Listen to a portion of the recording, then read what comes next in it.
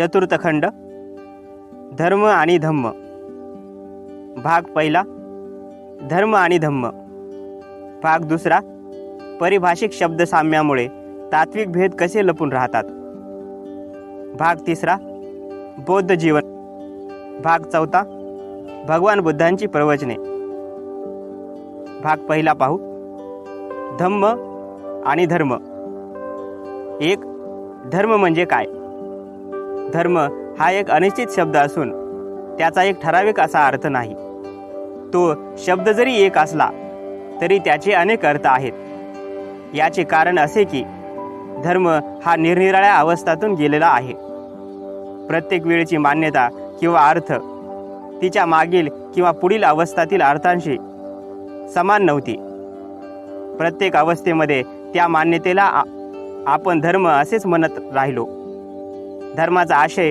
कधीही निश्चित असा नव्हता तो वेळोवेळी बदलत गेलेला आहे एक वेळ अशी होती की वीज पाऊस पूर इत्यादी ज्या घटकांचे कार्यकारण भाव आदी मानवाला स्पष्ट करता येत नसत तेव्हा त्याच्या निग्रहाच्या नावाने तो जे काही चमत्कारिक प्रयोग करी त्यांना जादू म्हणत प्रारंभी धर्म आणि जादू ही एकच गोष्टीची दोन नावे होती नंतर धर्माच्या विकासाची दुसरी अवस्था आली त्यावेळी धर्माचा अर्थ माणसाचा विश्वास धार्मिक कर्मकांड रीतिरिवाज विधी प्रार्थना आणि यज्ञ असे स्वरूप त्याने धारण केले परंतु या गोष्टी धर्माचा मूळ गाभा नसून त्या धर्मापासून उद्भवलेल्या आहेत म्हणजे गौण आहेत धर्माचा केंद्रबिंदू असा विश्वास आहे की सर्वच घटनांना घडविणारा कोणी विशेष शक्ती आहे जिच्यामुळे हे सर्व घडते परंतु त्या गोष्टी आदिमानवाच्या ज्ञान सामर्थ्याच्या पलीकडील होत्या या अवस्थेत जादूची महती कमी झाली आरंभी ती अज्ञात व अज्ञेय शक्ती सैतानी समजली जाई परंतु पुढे असे वाटू लागले की ती शिवस्वरूप कल्याणकारीही असू शकते त्या कल्याणकारी शक्तीला प्रसन्न करून घ्यावयाला आणि त्या सैतानी शक्तीला संतुष्ट करण्यासाठी वेगवेगळे विश्वास कर्मकांड विधी आणि यज्ञ यांची आवश्यकता भासू लागली त्यानंतर या शक्तीला ईश्वर परमात्मा अथवा जगाचा निर्माता अशी संज्ञा देण्यात आली यानंतरच्या धर्माच्या तिसऱ्या अवस्थेत त्या ईश्वरानेच हे सर्व जग आणि माणसे दोन्ही निर्माण केली अशी समजूत रूढ झाली यानंतर धर्माच्या कल्पनेमध्ये ही गोष्ट सुद्धा अंतर्भूत झाली की माणसाच्या देहामध्ये आत्मा आहे तो अमर आहे आणि माणसाच्या इहलोकीच्या कर्माबद्दल त्याला देवासमोर जाब द्यावा लागेल अशी समजूत रूढ झाली धर्माच्या संकल्पनेच्या विकासाची कहाणी थोडक्यात ही अशी आहे आता धर्माचा हाच अर्थ झालेला आहे की आणि धर्म म्हणजे असाच भावार्थ घेतला जातो की ईश्वरावर श्रद्धा आत्म्याच्या अस्तित्वासंबंधी विश्वास ईश्वर पूजा चुकणाऱ्या आत्म्याची सुधारणा प्रार्थना विधी व यज्ञयाग इत्यादींनी देवाला प्रसन्न करणे म्हणजे धर्माची वर्तमान मान्यता ही अशी आहे 2 धम्म हा धर्मापासून वेगळा कसा भगवान बुद्ध ज्याला धम्म म्हणून संबोधतात तो धर्मापासून मूलतः भिन्न आहे भगवान बुद्ध ज्याला धम्म म्हणतात तो युरोपियन धर्मवेत्ते ज्याला रिलिजन म्हणून संबोधतात त्यांच्याशी समांतर आहे परंतु त्या दोन्हीमध्ये विशेष अशी समानता नाही खरे म्हणजे त्या दोहोंमध्ये फार मोठे अंतर आहे याच कारणास्तव युरोपियन देववादी धर्मवेत्ते भगवान बुद्धाच्या धम्माला धर्म म्हणून मान्यता द्यायला तयार नाहीत या गोष्टीबद्दल विषाद वाटण्याचे कारण नाही नुकसान त्यांचेच आहे त्यामुळे बौद्ध धर्माचे काहीच नुकसान नाही एवढेच नव्हे तर त्यामुळे त्यांच्या रिलिजनमधील वैगुण्य स्पष्टपणे ध्यानात येतात या वादात पडण्यापेक्षा धर्माची कल्पना देऊन धर्मापासून तो वेगळा कसा हे दाखविणे अधिक श्रेयस्कर ठरेल असे म्हणतात की धर्म ही वैयक्तिक गोष्ट असून ज्याने त्याने तो स्वतःपुरताच मर्यादित ठेवावा त्याला सार्वजनिक जीवनात अवसर देऊ नये याच्या उलट धम्म हा सामाजिक आहे मूलतः व तत्वतः तो सामाजिक आहे धम्म म्हणजे सदाचरण, म्हणजेच जीवनाच्या सर्व क्षेत्रात एका माणसाचा दुसऱ्या माणसाबरोबर उचित व्यवहार असणे होय. यावरून स्पष्ट होते की मनुष्य एकटाच असला तर त्याला धम्माची आवश्यकता नाही, परंतु ज्यावेळी दोन माणसांना जर कोणत्याही संबंधाने एकत्र यावे लागेल तेव्हा त्यांना आवडो अगर न आवडो धम्म हा आवश्यक ठरतो आणि धम्माचरण आवश्यक ठरते. त्यापासून त्या दोघांपैकी सुटका कोणाचीही नाही. दुसऱ्या शब्दात सांगायचे म्हणजे समाज धम्माशिवाय म्हणजे सदाचरणाशिवाय असूच शकत नाही. समाजाला खालील तीनपैकी कोणता तरी एक पर्याय निवडावाच लागेल. समाजास वाटेल तर त्याने शासनाचे साधन म्हणून धम्माची निवड करू नये, परंतु जर धम्म अनुशासन करीत नसेल तर तो धम्मच नाही. असा समाज अराजकतेचा मार्ग स्वीकारेल. दुसरा पर्याय असा की समाज पोलीस म्हणजेच हुकुमशाहीची शासनासाठी निवड करू शकेल. तिसरा पर्याय असा की समाज धम्माचा स्वीकार करून धम्माचे उल्लंघन करणाऱ्या लोकांना शासन करण्यासाठी मॅजिस्ट्रेटची नेमणूक करण्याच्या पद्धतीचा स्वीकार करू शकेल. अराजकता आणि हुकुमशाही या दोन पर्यायात स्वातंत्र्याचा नाश होतो. फक्त तिसऱ्या पर्यायात स्वातंत्र्य टिकू शकते. म्हणून ज्यांना स्वातंत्र्य हवे आहे त्यांनी धम्माचा स्वीकार केलाच पाहिजे. धम्म म्हणजे काय आणि धम्माची अनिवार्यता आवश्यकता तरी का आहे? भगवान बुद्धांच्या नुसार धम्माची दोन प्रधान तत्वे ती म्हणजे प्रज्ञा आणि करुणा. प्रज्ञा म्हणजे काय आणि तिची आवश्यकता तरी का असावी? प्रज्ञा म्हणजे निर्मळ बुद्धी. मिथ्या समजुतीला जागा राहू नये म्हणून भगवान बुद्धांनी प्रज्ञेला आपल्या धम्माच्या दोन आधारस्तंभांपैकी एका आधारस्तंभा इतके महत्त्व दिले. करुणा म्हणजे काय आणि करुणेची आवश्यकता तरी काय? करुणा म्हणजे दया, मैत्री, प्रेम. करुणेशिवाय समाज जगू शकत नाही किंवा त्याची उन्नती होऊ शकत नाही. म्हणूनच भगवान बुद्धांनी करुणेला आपल्या धम्मात दुसऱ्या आधारस्तंभा इतके महत्त्व दिले आहे. ही झाली भगवान बुद्धाच्या धम्माची व्याख्या. धर्माच्या व्याख्येपेक्षा धम्माची व्याख्या किती वेगळी आहे.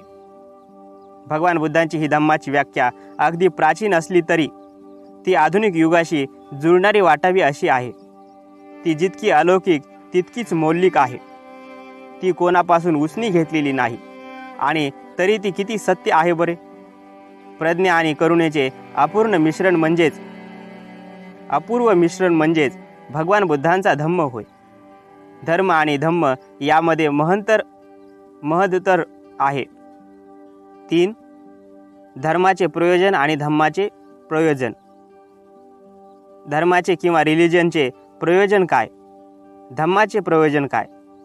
काय ती प्रयोजने एक समान आहेत आणि एकच आहेत की ती दोन्ही दोन असून ती भिन्न भिन्न आहेत? या दोन प्रश्नाची उत्तरे दोन स्तुतामध्ये भगवान बुद्धाच्या सुनखत्तासोबत झालेल्या संवादात आणि पोटपाद या ब्राह्मणाबरोबर झालेल्या संवादात आढळतात. एकदा भगवान मल्लाच्या अनुप्रिय या नगरात विहार करीत होते. एके दिवशी सकाळी चिवरे धारण करून हातात भिक्षापात्र घेऊन त्यांनी भिक्षाटनासाठी अनुप्रिय नगरात प्रवेश केला. रस्त्यात त्यांना असे वाटले की भिक्षेसाठी इतक्या सकाळी जाणे योग्य नव्हे, म्हणून ते परिवारजक भग्गव याच्या आश्रमात त्याला भेटण्यास गेले. भगवानांना पाहून भग्गव परिवारजक उठला आणि अभिवादन करून म्हणाला, भगवान, या आसनावर बसावे. आपल्याकरिता आसन सज्ज आहे. भगवान बसल्यावर भग्गव एका लहान आसनावर जवळच बसला आणि भगवंतांना म्हणाला,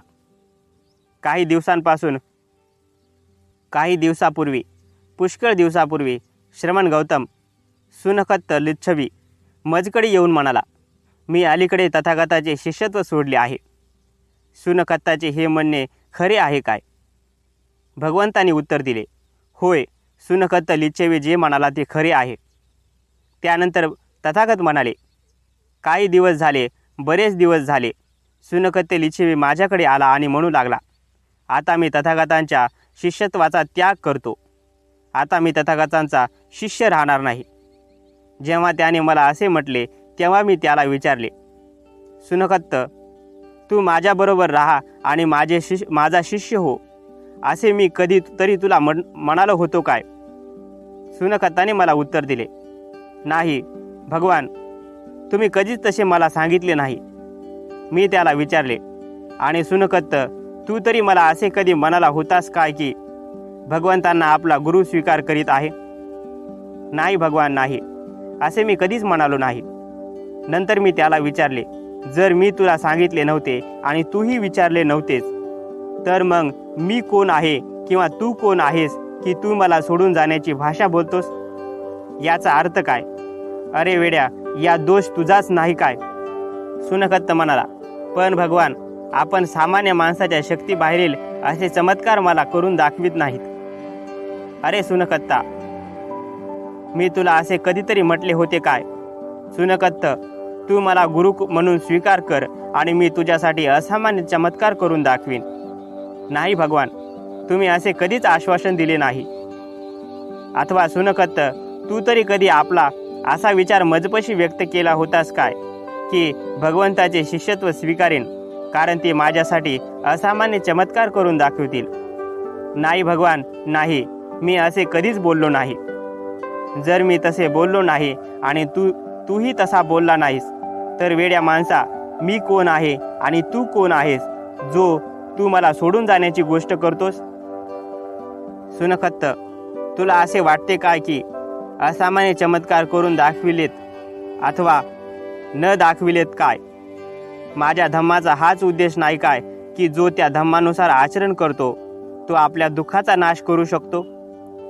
भगवान, असामान्य चमत्कार करून दाखविले जावेत अथवा न दाखविले जावेत, तथागतांच्या धम्माचा उद्देश धम्मानुसार जो आचरण करतो त्याच्या दुःखाचा परिहार होऊ शकतो हा आहे.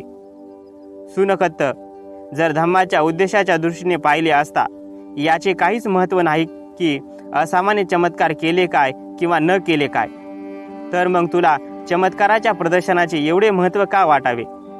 अरे मूर्खा, आता तू बघ की या सर्व प्रकारात दोष तुझ्याकडेच येतो की नाही? परंतु भगवान, आपण मला सृष्टीचा आरंभ कसा झाला याची माहिती देखील सांगत नाही. बरे तर शुनकत्ता, मी तुला कधी तरी म्हटले होते काय की ये शुनकत्त, तू माझा शिष्य हो आणि तुला मी सृष्टीच्या आरंभाची माहिती सांगेन? नाही भगवान, तुम्ही तसे आश्वासन कधीच दिले नव्हते. किंवा तू तरी मला असे कधी म्हणाला होतास काय की तुम्ही मला सृष्टीच्या आरंभाची माहिती सांगितली म्हणजे मी तुमचा शिष्य बनेन? नाही भगवान, मी तसे म्हणालो नव्हतो. तेव्हा जर ना मीही तुला असे आश्वासन दिले आणि ना तूही तसे म्हणालास, तर मी कोण आहे आणि तू तरी कोण आहेस जो मला सोडून जाण्याची भाषा बोलतोस? शुनकत्ता, तुला काय वाटते, मी सृष्टीच्या आरंभाची माहिती सांगो अथवा न सांगो, माझ्या धम्माचा उद्देश हा नाही काय की जो त्या धम्मानुसार आचरण करतो तो आपल्या दुःखाचा परिहार करू शकतो? भगवान, आपण सृष्टीच्या आरंभाची माहिती दिली अथवा न दिली तरी तो तथागतांच्या धम्माचा उद्देश नाही. तथागतांच्या धम्माचा उद्देश जो त्या धम्मानुसार आचरण करेल तो आपल्या दुःखाचा परिहार करू शकतो हा आहे. शुनकत्त, जर धम्माच्या उद्देशाच्या दृष्टीने जेव्हा याचे काहीच महत्त्व नसेल की सृष्टीच्या आरंभाची माहिती सांगितली काय किंवा नाही सांगितली काय, तर मग तुला तरी त्या माहितीचे असे काय महत्त्व आहे की सृष्टीच्या आरंभाची माहिती हवीच आहे? या संवादावरून हे स्पष्ट होते की धर्म या कल्पनेत सृष्टीच्या आरंभाची माहिती याला महत्त्व आहे. धम्माच्या कल्पनेत ते मुळीच नाही. 2. धर्म आणि नीतिमत्ता. धर्म आणि धम्म यामधील इतर भेद भगवान आणि पोटपाद यांच्यामधील संवादात व्यक्त झाले आहेत. एकदा भगवान श्रावस्ती येथे अनाथपिंडिकाच्या जेतवनातील आरामात थांबलेले होते. त्या समयी पोटपाद नावाचा एक परिवाजक राणी मल्लिकेने तत्वदर्शनावरील वादविवादासाठी जो एक प्रासाद तयार केला होता तेथे राहत होता. त्याच्याबरोबर त्याच्या 300 परिवारजक अनुयायांचा एक मोठा समूह होता. भगवान आणि पोटपाद या दोघांमध्ये त्या प्रसंगी खालील संवाद घडून आला. पोटपाद म्हणाला, भगवान जर असेच आहे तर मला एवढे तरी सांगावे की हे मत बरोबर आहे काय की जग शाश्वत आहे आणि इतर तत्संबंधी सर्व मते चुकीची आहेत. भगवान म्हणाले, पोटपाद, मी कधी म्हणालो की हेच मत बरोबर आहे की संसार अनंत आहे आणि इतर सर्व मते चूक आहेत? कधी या विषयावर मी काही सुद्धा मत व्यक्त केलेले नाही. तेव्हा पोटपादाने भगवंताला खालील प्रश्न क्रमश विचारले. जग शाश्वत नाही काय? जग शांत आहे काय? जग अनंत आहे काय? आत्मा आणि शरीर एकच आहे काय? आत्मा एक वस्तू आणि शरीर भिन्न वस्तू आहे काय? ज्याला सत्य सापडले आहे त्याला मरणोत्तर अस्तित्व आहे काय? त्याला मरणोत्तर अस्तित्व नाही काय? त्याला मरणोत्तर अस्तित्व आहे आणि नाही असे आहे काय? त्याला मरणोत्तर परत अस्तित्व नाही अथवा त्याला मरणोत्तर अस्तित्व नाही असे नाही काय? या प्रत्येक प्रश्नाला भगवंताने एकाच प्रकारचे उत्तर दिले. पोटपाद, या विषयावर मी आपले मत व्यक्त केलेले नाही. परंतु या विषयावर भगवंताने आपले मत का व्यक्त केलेले नाही? कारण या प्रश्नाच्या उत्तरापासून कोणाला काहीच लाभ नाही. त्याचा धम्माशी काहीच संबंध नाही. त्यापासून माणसाला आपले आचरण सुधारण्यासाठी कसलीही मदत मिळत नाही. त्यापासून अनासक्ती म्हणजे विराग वाढत नाही. त्याने राग द्वेषापासून मुक्ती मिळत नाही. त्याने शांती मिळत नाही. त्याने शमन होत नाही. त्याने सत्यज्ञान होत नाही. त्याने अष्टांग मार्गाच्या उच्चतर अवस्थांचे ज्ञान किंवा निर्वाण साधत नाही. म्हणूनच मी यावर आपले मत व्यक्त केलेले नाही. मग भगवंताने असे काय निश्चित केले आहे? पोटपाद, मी सांगितले आहे दुःख म्हणजे काय, दुःखाचे कारण काय म्हणजे दुःख समुदय, दुःखाचा निरोध म्हणजे काय म्हणजे दुःख निरोध, आणि दुःखाचा निरोध अंत कसा साधता येईल हे स्पष्ट केलेले आहे. आणि भगवंताने हे तरी का स्पष्ट केले? कारण पोटपाद, लोकांना त्यापासून लाभ आहे. तो धम्माचा विषय आहे.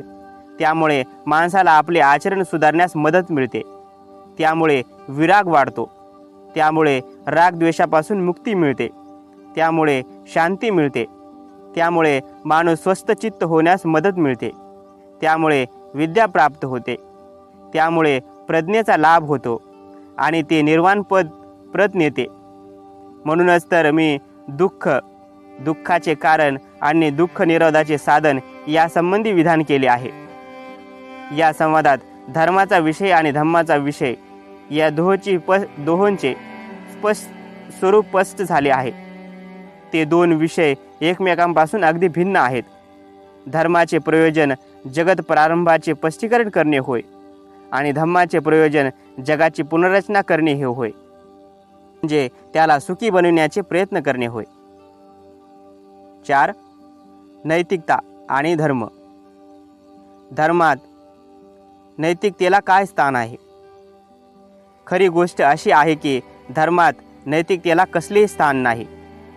धर्माचे विषय म्हणजे ईश्वर, आत्मा, प्रार्थना, पूजा, कर्मकांड, विधी समारंभ, रीतिरिवाज आणि यज्ञ हे होत.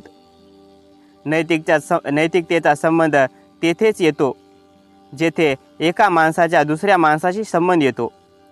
धर्मात नैतिकतेचा संबंध बाहेरून येणाऱ्या वाऱ्याच्या एखाद्या झोताप्रमाणे असतो आणि शांती आणि सुव्यवस्था राखण्यापुरताच नैतिकतेचा उपयोग होतो.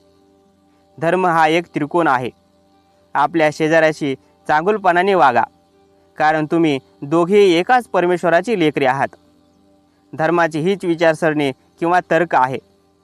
प्रत्येक धर्म नीतीचा उपदेश करतो, परंतु नीती ही काही प्रत्येक धर्माचे मूळ आधार नव्हे. ती त्याला असा तात्पुरता जोडलेला एक डब्बा आहे. वेळ पडेल त्याप्रमाणेच गाडीचा डब्बा तिला जोडता येतो किंवा त्याच्यापासून काढून टाकता येतो. धर्माच्या आचरणात व व्यवहारात नीतीचे कार्य हे आकस्मिक किंवा प्रासंगिक आहे. म्हणून नीती ही धर्मात प्रभावशाली ठरलेली नाही. 5. धम्म आणि नैतिकता. 5. धम्म आणि नैतिकता. धम्मात नीतीला काय स्थान आहे? याचे साधे उत्तर म्हणजे नीती म्हणजे धम्म आणि धम्म म्हणजे नीती होय. दुसऱ्या शब्दात बोलायचे म्हणजे धम्मात जरी ईश्वराला काही स्थान नसले तरी जे स्थान धर्मामध्ये ईश्वराला आहे ते स्थान धम्मामध्ये नीतीने पटकावले आहे. धम्मात प्रार्थना, तीर्थयात्रा, कर्मकांड, विधी अथवा यज्ञ यांना स्थान नाही. नीतीने हे धम्माचे सार आहे. नीती हे धम्माचे सार आहे. नैतिकता नसेल तर तो धम्म नाही. धम्मात जी नैतिकता आहे तिचा मूळ स्रोत माणसाने माणसावर प्रेम केलेच पाहिजे, मैत्री केलीच पाहिजे या आवश्यकतेतून निर्माण झालेला आहे. त्यासाठी ईश्वराच्या आज्ञेची आवश्यकता नाही. ईश्वराला संतुष्ट करण्यासाठी माणसाने नीतिमान व्हायची गरजच नाही, तर स्वहितासाठीच माणसाने माणसावर प्रेम केले पाहिजे, मैत्री केली पाहिजे ही खरी आवश्यकता आहे. 6. केवळ नैतिकता पुरेशी नाही, ती पवित्र आणि सर्वव्यापक असली पाहिजे. कोणतीही वस्तू केव्हा पवित्र ठरते? ती का पवित्र ठरते? प्रत्येक मानव समाजात, मग तो प्राथमिक अवस्थेतील असो अथवा प्रगल्भ अवस्थेतील समाज असो, प्रत्येक मानव समाजात, मग तो प्राथमिक अवस्थेतील असो अथवा प्रगल्भ अवस्थेतील समाज असो, काही वस्तू अथवा समजुती पवित्र मानल्या जातात व काही समजुती पवित्र मानल्या जात नाहीत.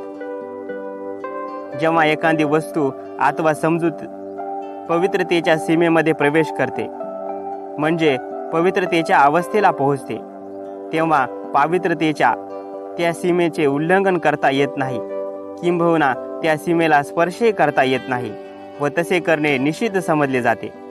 याच्या उलट जी वस्तू अथवा समजूत पवित्र नसते, म्हणजे पावित्र्याच्या क्षेत्राबाहेरची असते, तिच्या विरुद्ध आचरण केले तरी चालते.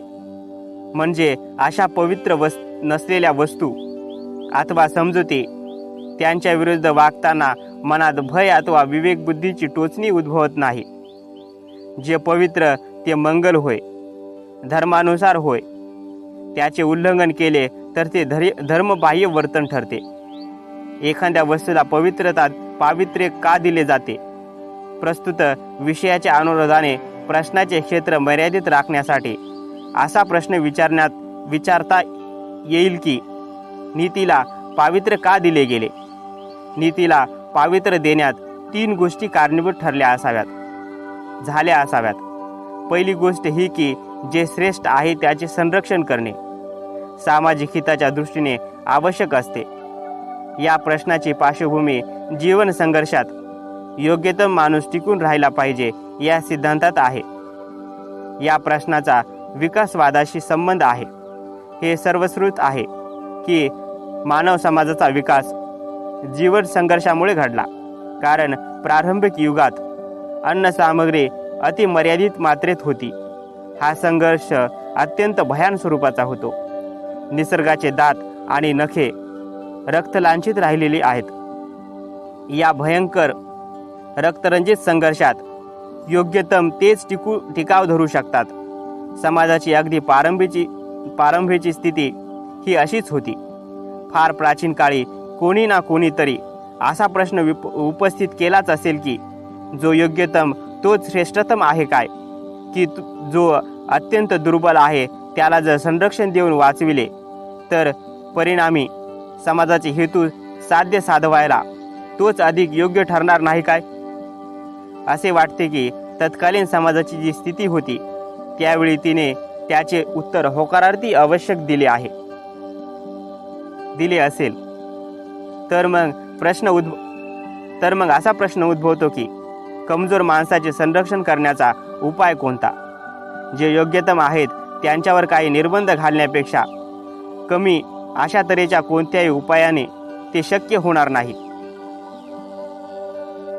याच उत्तरामध्ये नैतिकतेचा उगम आणि तिची आवश्यकता सामावली आहे. अशा प्रकारे या नैतिकतेला पवित्र बनविणे आवश्यक होते, कारण प्रारंभी हे निर्बंध योग्यतम माणसाला लागू केले होते. यापासून होणारे परिणाम फार गंभीर स्वरूपाचे होऊ शकत होते. पहिला प्रश्न असा निर्माण होतो की नैतिकतेने सामाजिक स्वरूप धारण केल्याने नैतिकता असामाजिक तर होणार नाही ना? चोरामध्ये आपसापसात नीतिमत्ता नसतेच असे नाही. व्यापाऱ्यातही आपसापसात नीतिमत्ता असतेच. एकाच जातीच्या माणसात आपसापसात नीतिमत्ता असते आणि दरोडेखोराच्या टोळीतही आपापसात नीतिमत्ता असतेच. परंतु ही नीतिमत्ता पृथक्करतेची भावना घेऊन येते. तिच्यात दुसऱ्यांच्या विरुद्ध बहिष्काराची भावना असते. ही नीतिमत्ता म्हणजे एका विशिष्ट समूहाच्या हिताचे संरक्षण करण्यापुरतीच मर्यादित असते, म्हणजेच समाजहित विरोधक असते. या प्रकारच्या नीतीतील वेगळेपणाची जाणीव आणि आपल्यापुरती सीमित क्रियाशीलता या गोष्टी तिचे समाजविरोधक रूप अगदी स्पष्ट करतात. जेव्हा जेव्हा एखाद्या विशिष्ट समूह आपला स्वार्थ साधण्यासाठी नीतिमत्ता पाळतो, तेव्हा तेव्हा त्या नीतीचे बहुजनाविषयीचे समाजविरोधी रूप स्पष्ट होते. अशा प्रकारे स्थापन होणाऱ्या समूह संघटनांचे परिणाम दूरगामी होतात. जर समाज असा परस्पर विरोधक समूहाचा बनलेला राहील तर तो समाज असंघटित व तुकड्यामध्ये विभक्त राहील. असंघटित व विभागलेल्या समाजापासून जे भय उद्भवते ते असे की तो आपल्यासमोर भिन्न भिन्न आदर्श आणि मूल्यमापनाचे भिन्न भिन्न मापदंड ठेवतो. जोपर्यंत लोकांचे जीवनाचे मापदंड समान राहणार नाहीत तोपर्यंत आणि जोपर्यंत लोकांचे सर्वसामान्य आदर्श समान नसतील तोपर्यंत मिळून मिसळून राहणारा असा एकजिनसी समाज होऊ शकत नाही.